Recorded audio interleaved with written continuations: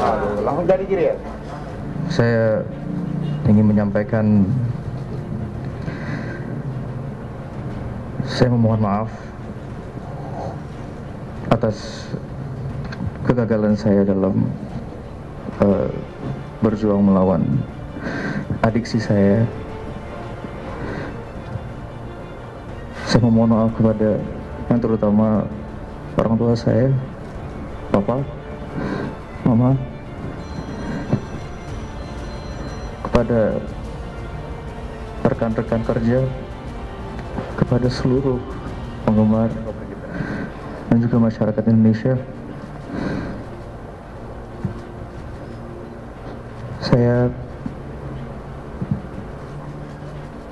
Saya ingin sembuh dan sekali lagi saya minta maaf yang sebesar-besarnya. Tanggal 4 yang lalu memang telah mengamankan satu orang MR alias SRR ini di salah satu apartemen di daerah Jakarta Selatan. Ya, salah satu apartemen di daerah Jakarta Selatan. Setelah memang awalnya adalah adanya laporan dari masyarakat, kemudian ini kita kembangkan, ya, kita profiling di sini dan berhasil mengamankan yang bersangkutan. Di dalam apartemen situ ada 3 orang, ya. Tapi pada saat kita lakukan penggeledahan, terdapat pada saudara MR alias RR ini ada barang bukti jenis ekstasi, narkotika jenis ekstasi, sebanyak 3 butir ekstasi. Kemudian ketiga-tiganya kita gelandang masuk ke Polres. Kita lakukan pemeriksaan sesuai dengan protokol kesehatan. Pertama adalah mengecek untuk COVID terhadap ketiga orang tersebut. Hasilnya semuanya negatif, sehingga bisa dilakukan pemeriksaan lanjut. Untuk saudara MR dan RR positif, hasil tes urin positif mengandung metavitamin dan amfetamin dengan barang bukti yang memang ditemukan padanya, pada saudara MR. Pada saat dilakukan penggeledahan, dalam kantong celananya ditemukan ada 3 butir ekstasi. Untuk kedua rekannya itu negatif, sehingga kita jadikan saksi. Ini masih kita dalami. Hasil pendalaman pemeriksaan terhadap saudara MR, dia mengakui memang yang bersangkutan itu membeli kepada seseorang. Melalui apa? Melalui pesanan mereka per telepon, kemudian diambil. Dia transfer sendiri kepada pelakunya. Ini yang masih menjadi DPO, inisialnya adalah M. Kita masih lakukan pengejaran. Makanya kemarin sempat ada jeda berapa hari, kita masih mendalami terus dari mana barang haram ini dia beli. Nah, sekarang kita masih mengembangkan lagi, mudah-mudahan segera kita bisa mengungkap pelaku yang menjual kepada saudara MR ini. Kita ketahui bersama, memang betul saudara MR ini adalah public figure, ya, yang memang pernah juga tersangkut hal yang serupa sejak tahun 2017 yang lalu, kalau tidak salah bulan April 2017 yang lalu sempat divonis 1 tahun 6 bulan penjara, ya, dan sekarang terulang lagi. Ini masih tunggu proses, teman-teman semuanya sabar. Hasil keterangan awal yang dari saudara MR ini memang betul terakhir dia menggunakan barang haram ini kemarin di sekitar Pulau Bali, ya, dan itu baru saja dia lakukan lagi, ya, terakhir di Pulau Bali. Sejak awal katanya baru itu yang dilakukan pada saat ada acara kegiatan di Pulau Bali. Tertangkap kemarin tidak sempat dia melakukan, tapi ada padanya dan juga positif hasil pemeriksaan urin. Pasal yang dipersangkakan di pasal 112 di Undang-Undang Narkotika, ya, ancamannya adalah 4 tahun sampai dengan 12 tahun. Kemudian juga ada pasal 127 di Undang-Undang Narkotika, ya, ini penjara paling lama 4 tahun penjara. Itu nanti sambil berjalan, karena kewenangan masalah tahanan itu kan adanya di kehakiman nantinya, ya. Hakimnya nanti yang menentukan seperti apa. Masya Allah, jadi ini satu hal yang harus saya hadapi, juga terutama Ridho, dan saya ada komitmen sama Ridho. Ketika dia selesai dari dari kuliah semester 1 dulu itu, saya wanti-wanti sama dia, Dok, next kalau kamu kerjain ini lagi, Papa ensap loh, Papa nggak ikut campur, Pak, angkat tangan, silakan atasi sendiri, siapa, nah, gitu. Nah, jadi kemarin juga saya bilang itu juga, Dok, kita komit ya, bahwa kamu silakan jalan sendiri, Papa cuma bantu doa aja, kalau doa nggak boleh putus sebagai orang tua. Dan Papa maafkan kamu, Pak, doaan kamu, dan hadapi itu. Mudah-mudahan kamu lulus untuk mendapat semester kedua. Ya, kamu jalani itu. Dengan doa Papa, mudah-mudahan kamu lulus. Dan jangan pernah putus asa dalam hidup. Kira-kira itulah selama ini dialog saya sama Ridho. Ya, kita nggak bisa menyalahkan orang lain ya. Dalam ini kita harus introspeksi ke dalam tanpa menyalahkan orang lain. Bahwa saya sering bicara sama Ridho, kalau kamu sudah bisa mewarnai orang, bergaullah dengan siapapun. Tapi kalau kamu masih bisa diwarnai orang, pilih-pilihlah bergaul. Kira-kira itu pesan saya selalu sama Ridho. Kurang terbuka sama saya, jadi bilang, aduh Pak, maafin Ridho Pak. Oke, dalam kesempatan ini juga saya menyampaikan permohonan maaf ya kepada masyarakat Indonesia, khususnya para penggemar musik dangdut, atas kelakuan Ridho ini yang ternyata masih kesandung lagi gitu. Dan memang Ridho tidak mengemukakan apa alasannya. Dan ketika dia telepon saya nangis habis-habisan, cuman ucapannya maafin Ridho. Ternyata Ridho tidak bisa memegang amanat Bapak. Kenapanya dia nggak jelaskan. Pokoknya Ridho salah Pak, Ridho nggak mampu mengapa. Barangkali halusinasi ya. Kalau orang narkoba kan biasanya ada sugesti, ada halusinasi. Barangkali ini yang dimaksud Ridho. Ridho tidak mampu menahan itu, gitu. Mampu, kayak gitu. Mungkin sugestinya itu. Kalau job, alhamdulillah ya, kita banyak agenda-agenda dia katakanlah di virtual ya, virtual TV. Ada rencana dia bikin sinetron, kemudian rilis rekaman, itu saya rasa enggak. Tapi bahwa sebagaimana saya katakan tadi, bahwa narkoba sama dengan corona bahayanya. Setiap hari, hampir setiap hari, kalau pagi itu, Assalamualaikum Dok, udah subuh? Alhamdulillah udah Pak, udah lari pagi, udah olahraga, udah Pak, udah baca Quran? Belum Pak, nanti mau baca? Iya Pak. Karena pesan saya sama Ridho, sejak dia keluar itu, Ridho, kamu bersyukur mendapat teguran dari Allah ini supaya mata kamu melek. Ya, kamu dikasih modal oleh Allah. Satu, good looking. Kedua, kamu punya suara bagus.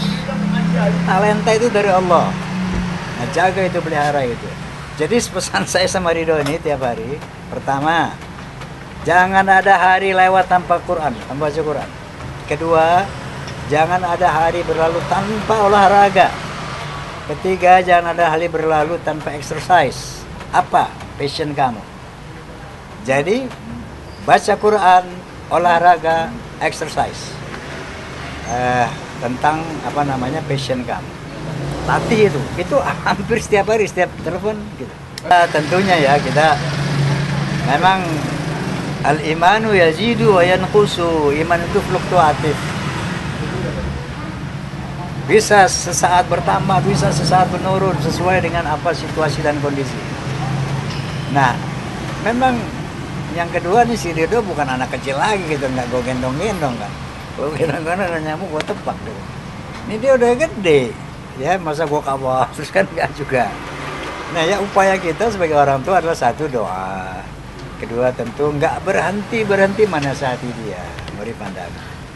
Tapi ketika ya dia kesandung gitu, seperti orang udah jaga jarak, udah pakai masker, udah cuci tangan, tapi masih kena juga itu yang namanya virus corona. Kira-kira saya lihat Ridho tuh kayak gitu. Tiap hari udah saya, Masya Allah, saya kontrol terus olahraganya gimana, sampai kamu berat berapa sekarang? Dia harus slim gitu, karena ini modal lu dari Allah ini nih, body. Nah, terus baca Quran sudah belum? Salat sudah belum? Exercise sudah belum? Itu saya kontrol loh. Tapi di sela-sela itu kan setan nggak diem gitu loh. Di sela-sela itu setan ini mau luar biasa. Yuwaswis fi sudurin nas. Dia selalu berbisik-bisik dalam hati manusia. Saya pernah ngomong gini, doh, hati-hati. Narkoba itu orang bisa bolak-balik loh. Perhatikan teman-teman kamu, ya yang artis ini, sekali kena, besok balik lagi. Itu dari halusinasi tadi. Makanya saya bilang sama dia, ekstra hati-hati. Kecewa iyalah ya, kaget ya. Tapi itu tadi, kenapa ada excuse gitu? Sehingga saya juga nggak terlalu hancur banget. Memang narkoba ini pandemi gitu, dan menjadi pandemi. Ya daya hancurnya luar biasa gitu. Masya Allah, jadi ada sedikit excuse dari saya gitu. Ya Allah, memang sama dengan apa corona. Lengah sedikit kena kan gitu corona ini. Ya, saya ikut prihatin, saya ikut sedih dengan berita yang menimpa Ridho Roma. Saya sendiri punya masalah, tapi begitu dengar juga ada berita duka seperti ini, tentunya saya turut prihatin lah. Saya nggak bisa komentar terlalu jauh. Semoga keluarga besar Ridho Roma dan Bang Haji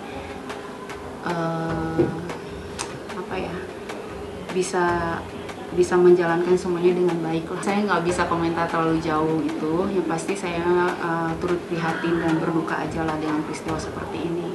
Ya, namanya musibah kan datang kepada siapa aja ya. Gitu. Ya, saya sih ikut berdoa lah. Begitu saya tahu berita itu juga saya langsung, nyes juga dalam hati. Tapi ya sudahlah, sudah terjadi kan. Kita mendoakan aja lah, mendoakan Bang Haji sehat, Bang Haji bisa menjalankan ini semuanya dengan baik gitu ya. Saya sih lebih concern kesehatan Bang Haji kan, lebih prihatin itu aja sih gitu. Pengen aja, dia kan lagi merencanakan pernikahan ini kan ke Turki. Nah ini gue buka kartu dikit ya. Jadi lagi proses persiapan ini. Rencananya Juni nikah di Turki gitu. Sama orang Turki. Ya udah 50% persiapan dia ya. Mudah-mudahan jadi pada saatnya. Ya kan kesana rencananya Juni. Mudah-mudahan bapak-bapak kepolisian, bapak-bapak kejaksaan, ya sebulan aja dia direhab gitu kan, harapan gitu. Kebijakan.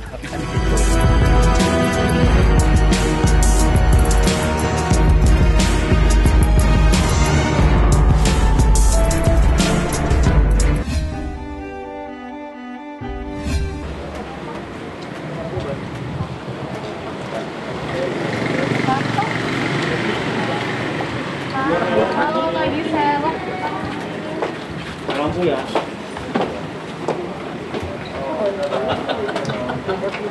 Masuk satu. ya.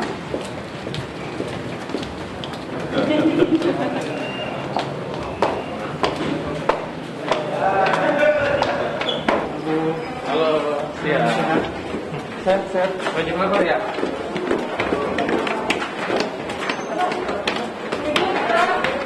Enggak sih, pagi-pagi kok semua orang kayaknya merhatiin banget nih kenapa nih gitu. Ternyata ada berita itu keluar ya, langsung konfirmasi. Ternyata ya pas dibuka ya beritanya seperti biasalah, ada teman-teman beberapa yang emang nulisnya ya dengan kalimat yang diolak-alik semanis mah. Ya udah, kita sih adalah kaget-kagetnya, tapi udah mulai terbiasa ya gitu. Jadi ada berita apa-apa lebih baik langsung saya konfirmasi aja gitu. Nanti belum. Nanti biar dikonfirmasi sama penyidik ya. Masih Senin Kamis jalan. Cuman memang minggu lalu kita lebih pagi ya datangnya ya.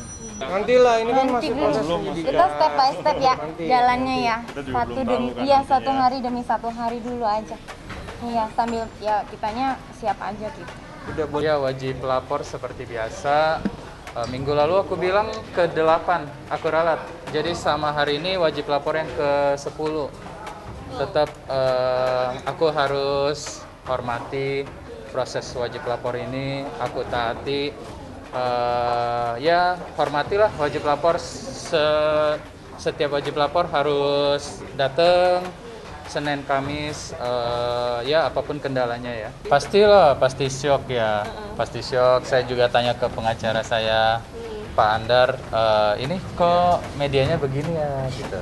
Sekarang pasti belum ada PDO1 sih ya, makanya masih wajib lapor sampai hari ini nunggunya. Mungkin bisa dikonfirmasi sama pihak penyidik. Belum ada kepastian sampai kapan. Tapi ya udah, tetap jalani aja. Kita memang belum dapat informasi pasti ya dari polisi dan penyidik. Saya juga nggak tahu karena memang nggak ada komunikasi. Kita janjian kayak gitu nggak ada sama sekali. Dan memang tidak diwajibkan iya. untuk bersama-sama juga sih. Ya. Kalau untuk keyakinan ya saya serahkan semua sama yang di atas, dan pastinya saya serahkan semua kepada pihak yang berwenang ya untuk segala keputusannya. Tapi yang pasti saya berusaha hanya lakukan yang terbaik aja sampai saat ini. Ya.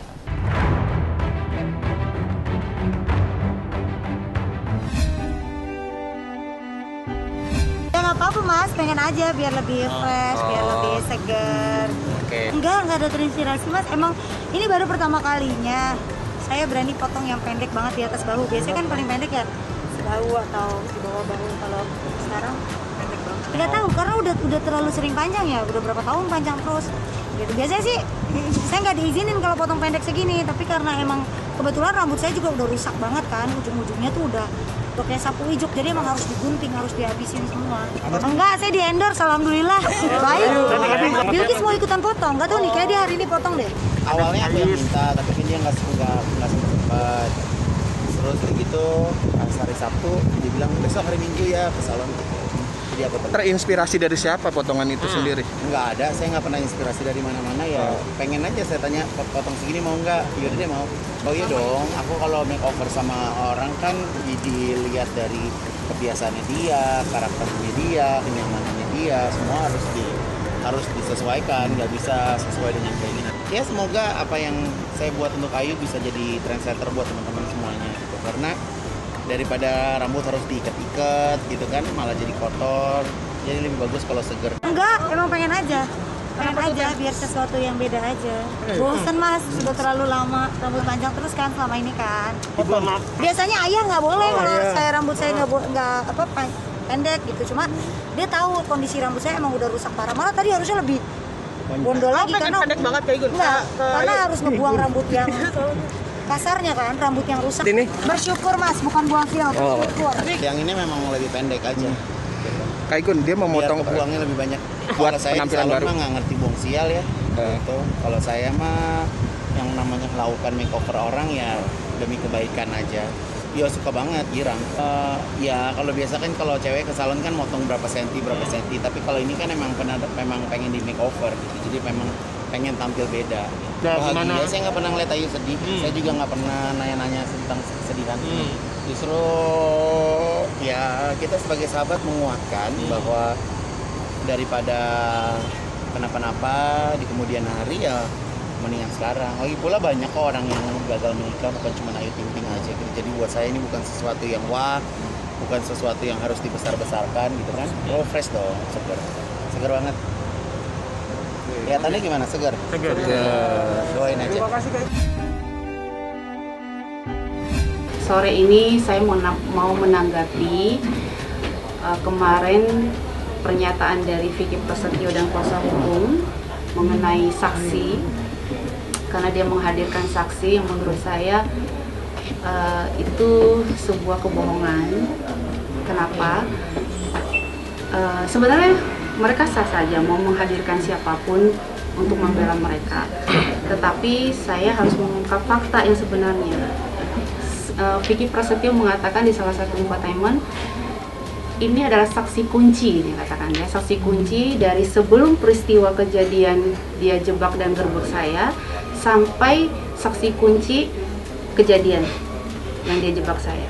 Artinya kan di situ dia menggiring opini bahwa supir ini bekerja sama saya sebelum penggerbekan, yaitu tahun 2018. Berarti begitu ya, kan dibawanya ke sana. Tapi sebenarnya bagaimana supir ini bisa mengetahui semuanya, sementara supir ini kerja dengan saya tahun 2020, yaitu Januari lagi. Artinya kan masa jedanya ini ada 1 tahun lebih bahkan, ya kan? Nah, sekarang saya kembalikan kepada masyarakat dan teman-teman media nih. Apa yang dimaksud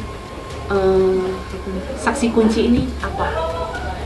Sidang tadi menghadirkan saksi adicar atau saksi yang meringankan dari pihak kami terdakwa untuk mendukung selama ini keterangan-keterangan dari saudara terdakwa dalam pembelaan kami di persidangan. Saksi tadi mendukung kami. Artinya keterangan dari saksi tadi menjawab semua tuduhan-tuduhan yang selama ini dilayangkan oleh pihak Vicky Prasetyo kepada saudara Angel Elga terkait ada dugaan perselingkuhan dan lain sebagainya. Sisi kami sudah tidak ada keraguan bahwa betul memang ada dugaan perselingkuhan antara saudara Angel dengan Vicky Alman, bahkan tadi disebutkan adanya laki-laki lain. Ya begitu ya. Iya. Kan selama ini kita fokus hanya kepada saudara Vicky Alman, ternyata ada laki-laki lain. Yang pasti walaupun kita sudah selesai gitu loh, cuma masih agak miris sih ngelihat kondisi gitu loh, karena yang sebenarnya ya akhirnya Allah kan bisa menunjukkan yang sebenar-benarnya. Walaupun secara permasalahan aku lebih dulu pernah bahkan ya ada di dalam rutan Salemba selama 2 bulan 10 hari, tapi kenyataannya cerita fakta sebenarnya tadi dari saksi yang aku dengar kan sampai sebegitu. Ternyata dia nginep apa, terus juga ya bukan hanya dia, bergantian para pria gitu. Ya aku miris aja sih ngedengar seperti itu gitu. Saya sampai ngeprint semua ini. Saya mau make sure nih, karena kemarin kan supir saya mengatakan bahwa 2019 dia katakan. Oke lah, anggap itu 2019. Berarti kan jauh beda juga dengan kejadian 2018. Terus saya mau make sure nih, sampai saya print tadi ke bank sebelum saya kesini. Apa benar nggak sih 2019? Mungkin saya yang salah. Make sure tidak ada nama beliau. Muncul-muncul namanya dia ada di nih, Januari. Ini sudah nggak ada ya. 2019 saja udah nggak ada nama dia. Muncul di 2020 Januari. Gajian pertama ini ada di sini. Ya. Dan sampai Maret berarti. Ini nggak usah satu-satu, banyak ya. Langsung depan, langsung akhir aja. Sampai ke Maret. Bulan Maret. Ya, ini bulan Maret 2020 terakhir. Jadi menurut kalian deh, ini saksi kunci atau bukan? Dia cuma 3 bulan. Kerja sama saya cuma 3 bulan. Jadi dari mana supir ini, mantan supir saya ini bisa mengetahui kejadian pada saat itu? Sementara pihak sana dan pengacaranya mengatakan saksi kunci kejadian, sebelum kejadian dan sampai kejadian. Ini luar biasa fitnah mereka. Semalam supir yang kerja dengan saya, jadi semua pekerja saya memang yang mencari adalah staf saya namanya Budi. Ya, nanti juga dia akan menjelaskan bagaimana kronologi, termasuk semalam sudah ketemu dengan mantan supir saya. Saya kaget, miris, begitu tahu faktanya dan dia cerita semuanya, saya kasihan dengan beliau. Kenapa? dia nih kondisinya prihatin. Saya baru tahu ibunya lagi masuk rumah sakit. Dan Budi ketemu dengan dia itu semalam di rumah sakit, ibunya lagi dirawat di sana. Saya tadi malam ketemu sama supirnya yang bernama Abdurrahman di rumah sakit di daerah Ciputat. Karena waktu itu sekitar jam 10, jam 1 malaman kayaknya sih ya, saya lupa sih waktunya. Jadi situ dia menjelaskan kalau dia di sidang itu sampai linglung dia, kenapa dia bisa sampai masuk situ. Akhirnya saya tanya-tanya, dia jelaskan, akhirnya dia mau minta maaf sebenarnya. Dia niat untuk meminta maaf ke Mbak Angel. Tapi dia masih berpikir untuk kedepannya, impact-nya buat apa nanti kedepannya buat dia. Maka dia minta waktu untuk berpikir ulang untuk dia minta maaf ke Mbak Angel. Dia cerita kalau dia bisa berhubungan sama Vicky karena dari dia kontak Instagram. Dia DM-an via Instagram, kontak sama Vicky, akhirnya direspon. Akhirnya disitulah dia berhubungan, saling berhubungan. Nah, habis itu baru dia ketemu sama adiknya, aku nggak tahu namanya siapa, dia nggak jelaskan. Nah, di situ dia disuruh menjadi saksi. Tapi di situ dia bingung. Ya dia ya aja. Karena pikir ya udah jalanin aja sama dia. Akhirnya selesai sidang dia menyesal, dia sangat menyesal, dia bilang. Dikasih apa tadi? Dia bilang dia dikasih ongkos 500.000 sama 2 dus Jeko gitu. Disuruh menjadi saksi. Jadi saksi. Tapi setelah itu dia sidang, dia menyesal, sangat-sangat menyesal dia bilang. Nah, di sini yang saya kasihankan adalah ini supir saya ini kan kondisinya prihatin, ekonominya prihatin, keluarganya prihatin. Kok sampai hati ya pihak sana mengajari mantan supir saya untuk menjadi saksi palsu, mengatakan hal-hal yang tidak baik, itu diajarkan.